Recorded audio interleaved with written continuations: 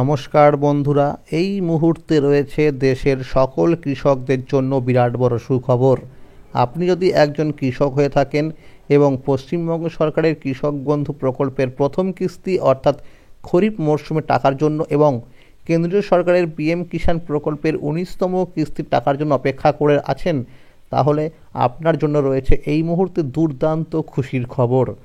তো বন্ধুরা, এই দুই প্রকল্পে টাকা কবে থেকে দেওয়া হবে, এছাড়া বন্ধুরা পশ্চিমবঙ্গ সরকারের অধীনে দুয়ারে সরকার ক্যাম্প পরিষেবা কবে থেকে চালু হচ্ছে এবং বার্ধক্য ভাতা প্রকল্পের আবেদন প্রক্রিয়া কবে থেকে শুরু হচ্ছে, সমস্ত বিষয় নিয়ে কিন্তু আলোচনা করা হয়েছে এই ভিডিওটির মাধ্যমে। তাই বন্ধুরা, ভিডিওটি একটু স্কিপ না করে সম্পূর্ণ দেখুন, তাহলে জানতে পারবেন অনেক কিছু আপডেট। তো বন্ধুরা, এবার দেখে নেওয়া যাক কী বলা হয়েছে আজকের এই প্রতিবেদনে।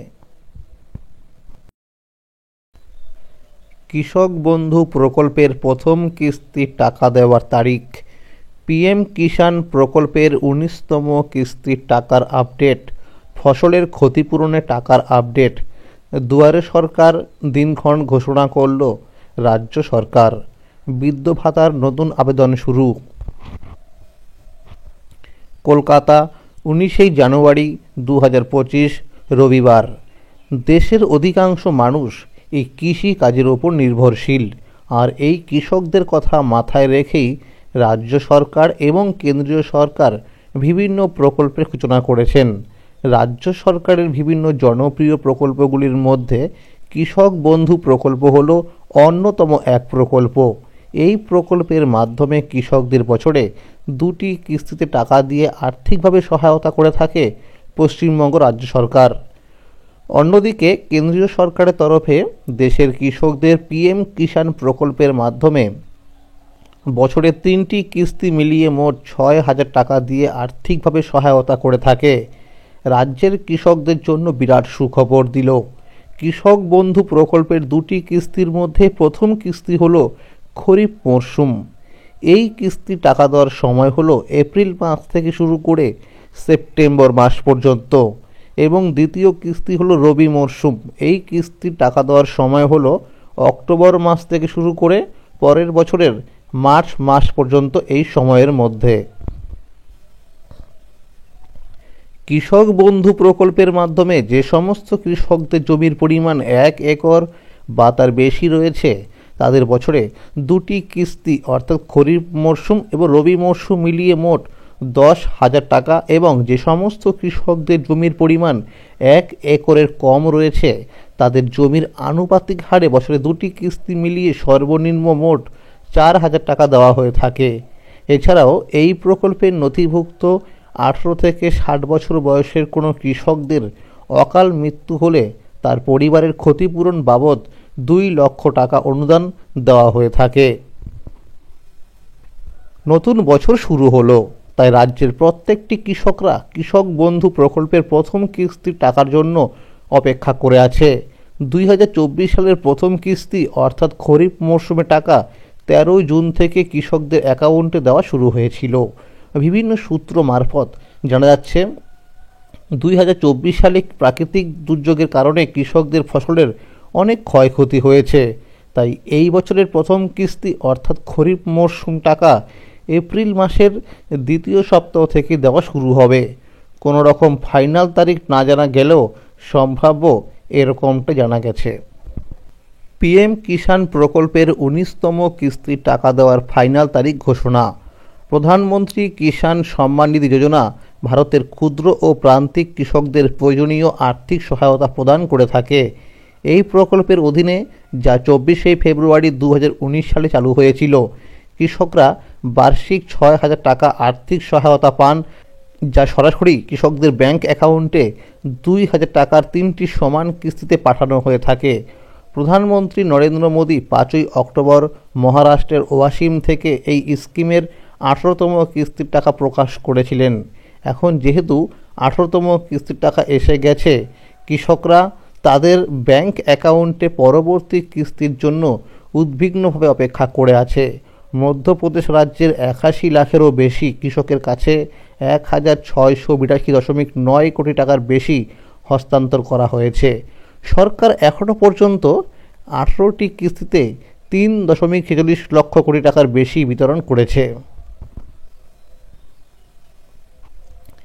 পিএম কিষাণ প্রকল্পের টাকা যে কারণে বন্ধ হয়ে যেতে পারে সেগুলো হলো, 1 নম্বরে বলা হয়েছে, যদি আপনার আধার নম্বরটি স্কিমের সাথে সঠিকভাবে লিঙ্ক করা না থাকে বা আপনার আধার বিবরণে কোনো রকম ভুল থাকে তবে কিন্তু কিস্তির টাকা বন্ধ হয়ে যেতে পারে। এরপরে 2 নম্বরে বলা হয়েছে, পিএম কিষাণ যোজনার অধীনে ইকেওয়াইসি বাধ্যতামূলক। আপনি যদি সময় মতো ইকেওয়াইসি না করে থাকেন তাহলে কিন্তু কিস্তির টাকা রিলিজ করা হবে না। এরপরে 3 নম্বর বলা হয়েছে, প্রকল্পের সুবিধাভোগীদের যোগ্য হওয়ার জন্য জমির রেকর্ড অবশ্যই সঠিক হতে হবে। আপনার জমির রেকর্ডে কোনো অমিল থাকলে কিস্তির টাকা বন্ধ হয়ে যেতে পারে। একই মোবাইল নাম্বার থেকে একাধিক রেজিস্ট্রেশন করা কৃষকরা টাকা পাবে না।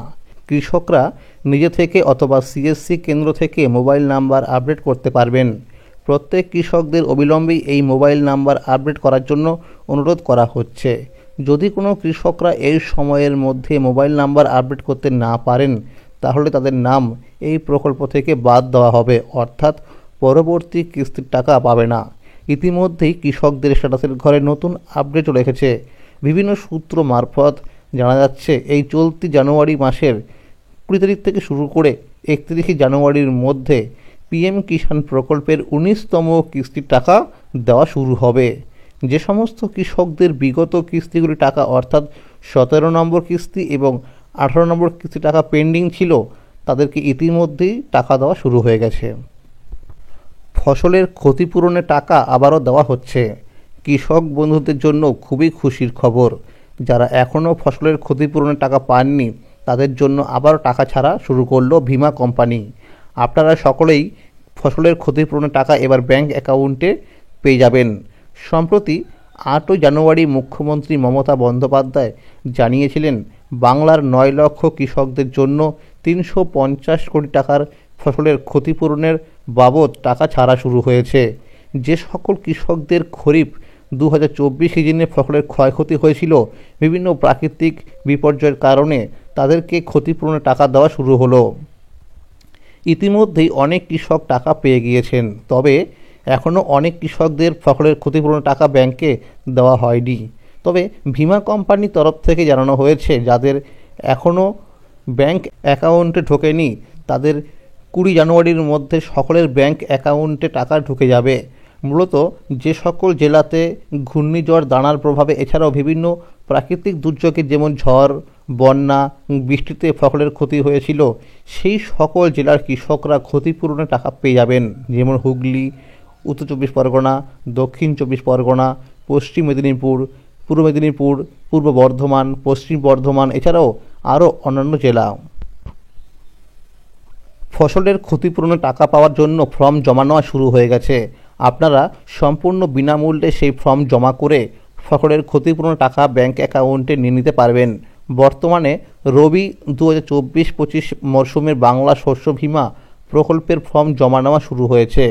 আলু, বোরো ধান, গম, সর্ষে, ছোলা, খেসারি, মসুর ডাল, রবি ভুট্টা, গ্রীষ্মকালীন ভুট্টা, মুগ, তিল, বাদাম, আখ এই সকল ফসলের বীমা আপনারা করতে পারবেন। 2025 সালের 31 জানুয়ারির মধ্যে আপনাদের ফর্ম জমা করতে হবে। অফিসিয়াল ফর্ম আপনারা কৃষি অফিসে, গ্রাম পঞ্চায়েতে, কিষাণ মান্ডিতে এছাড়াও দুয়ারে সরকার ক্যাম্প থেকে পেয়ে যাবেন। মুখ্যমন্ত্রী জানিয়েছেন, আমরা প্রথম থেকেই বাংলার কৃষকদের পাশে ছিলাম, পাশে আছি এবং ভবিষ্যতে থাকব। এই প্রকল্পের মাধ্যমে রাজ্য সরকার প্রমাণ করছে যে তারা বাংলার কৃষকদের জন্য সবসময় প্রতিশ্রুতিবদ্ধ। বার্ধক্য ভাতার নতুন ফর্ম জমা নেওয়া শুরু। পশ্চিমবঙ্গে আবারও দুয়ারে সরকার ক্যাম্প শুরু হতে চলেছে। 24 জানুয়ারি থেকে চলবে 1 ফেব্রুয়ারি পর্যন্ত। এই ক্যাম্পে আপনারা 37টি প্রকল্পের আবেদন করতে পারবেন। তার মধ্যে একটি হলো বৃদ্ধ ভাতা প্রকল্পের আবেদন। আপনারা অনেকেই অনেক দিন থেকে বৃদ্ধ ভাতা প্রকল্পে আবেদন করেও রেখেছেন, অথচ টাকা পাচ্ছেন না। এইবার আপনাদের জন্য খুবই গুরুত্বপূর্ণ খবর। এবার বৃদ্ধ ভাতা প্রকল্পের আবেদন করার জন্য নতুন ফর্ম প্রকাশ করা হয়েছে। যে ফর্ম পূরণ করে জমা করলে আপনারা বৃদ্ধ ভাতার টাকা ব্যাংক অ্যাকাউন্টে পেয়ে যাবেন। বৃদ্ধ ভাতা প্রকল্পে আপনারা নাম যুক্ত হলে আপনি প্রতি মাসে 1,000 টাকা করে ব্যাংক অ্যাকাউন্টে পেয়ে যাবেন।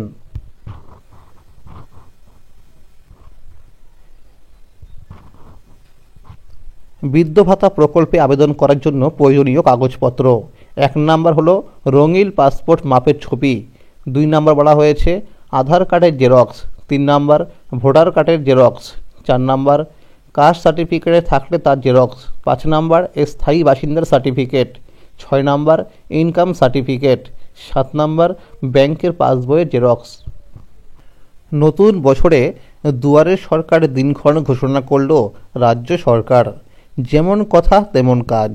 রাজ্যের বিভিন্ন প্রত্যন্ত এলাকার মানুষজন যাতে নাগরিক পরিষেবা থেকে বঞ্চিত না হন তার জন্য মুখ্যমন্ত্রী আগেই ঘোষণা করেছিলেন এবার দুয়ারে সরকার প্রকল্পে অগ্রাধিকার দেওয়া হবে গ্রামাঞ্চলগুলিতে, বিশেষত দুর্গম এলাকায়। সেই মতো 2025 সালে নতুন বছরের প্রথমে ঘোষণা করা হলো দুয়ারে সরকার ক্যাম্পের প্রকল্পের দিনক্ষণ 24 জানুয়ারি থেকে 1 ফেব্রুয়ারি পর্যন্ত। এই সময়ের মধ্যে বিভিন্ন প্রকল্পের সুবিধা পেতে আবেদন জানাতে পারবেন মানুষজন। তারপর 28 ফেব্রুয়ারি পর্যন্ত চলবে স্ক্রুটিনির কাজ, এরপর দেওয়া হবে পরিষেবা। তো বন্ধুরা, আজকের এই ছিল আপডেট। এরকম আরও নতুন নতুন আপডেট পেতে হলে অবশ্যই মনে করে চ্যানেলটিকে সাবস্ক্রাইব করে রাখবেন এবং সকলের কাছে শেয়ার করে দেবেন। যদি এই ভিডিওটি ভালো লাগে অবশ্যই লাইক করে দেবেন। ধন্যবাদ।